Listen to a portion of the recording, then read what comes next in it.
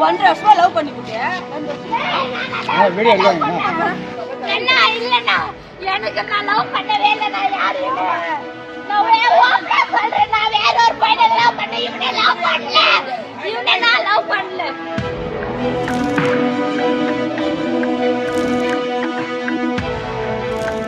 திருமணமான பெண்ணுக்கு தாலி என்பது பொக்கிஷமானது, தெய்வீகமானது, பாரம்பரியமானது.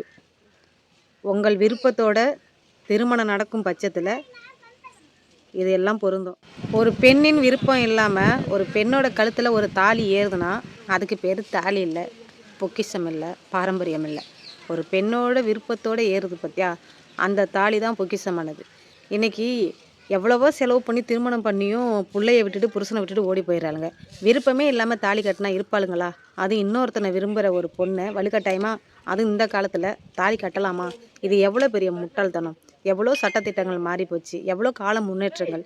எல்லாம் படித்த பிள்ளைகள் இப்போ போய் வழிகட்டாயமாக நான் தாய் மாமா நான் தான் தாலி கட்டுவேன்னா இது ரொம்ப ரொம்ப முட்டாள்தனம். காலத்திற்கேற்ப மாற்றம் இருக்கணும், அந்த மாற்றம் இல்லை. பெண்களே, உங்கள் விருப்பம் இல்லாமல் உங்களுக்கு திருமணம் நடக்குது அப்படின்னா அதுக்கு பேர் திருமணம் இல்லை.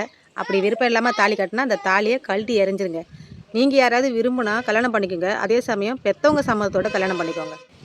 ஏன் பெற்றவங்க சம்மதத்தோட கல்யாணம் பண்ண சொல்கிறேன் அப்படின்னா, பெற்றவங்க ஒரு மாப்பிள்ளை பார்த்து வைக்கிறாங்கன்னா அவன் நல்லவனா கெட்டவனா வேலையில் இருக்கிறானா கடைசி வரைக்கும் வச்சு பார்த்துப்பானான்னு பார்ப்பாங்க. அப்படி பார்த்துமே சில பேர் இப்போ கல்யாணம் பண்ணி சரியாக பார்த்துக்கிறதில்ல, குடிச்சிட்டு பிள்ளை குட்டிகளை கவனிக்காமல் ஓடிடுறானுங்க. இல்லைனா குடிச்சிட்டு அப்படியே வீட்டில் கிடக்குறானுங்க. இதில் நீங்கள் லவ் பண்ணி கல்யாணம் பண்ணிங்கன்னா அந்த மாப்பிள்ளை எப்படி இருப்பாங்கன்னு சொல்ல முடியாது, உங்களால் விசாரிக்கவும் முடியாது. இல்லை எனக்கு அவனை தான் பிடிச்சிருக்கு நான் அவளை தான் கல்யாணம் பண்ணிப்பேன் அப்படின்னு நினச்சிங்கன்னா நீங்களே விசாரிங்க. அவனுக்கு நல்ல வேலை இருக்கா, நல்லா பார்த்துப்பானா, கடைசி வரைக்கும் பார்த்துப்பானா, குடிக்காமல் இருக்கிறானா, இதெல்லாம் பார்த்து நல்லா இருப்பான் கன்ஃபார்ம் அப்படின்னு நினச்சிங்கன்னா பெற்றவங்க சம்மதம் இல்லாமல் கல்யாணம் பண்ணுங்கள். இல்லைனா பெற்றவங்க சம்மதத்தோடு கல்யாணம் பண்ணால் தான் உங்கள் வாழ்க்கைக்கு சேஃப்டி. நாளைக்கு ஒரு தப்பு பண்ணாலும் அவங்க வந்து கேட்பாங்க. இதை நீங்கள் லவ் மேரேஜ் பண்ணிட்டு போனீங்கன்னா அவன் தப்பு பண்ணானா கேட்குறதுக்கு ஆள் இருக்காது. அதுதான் வித்தியாசம்.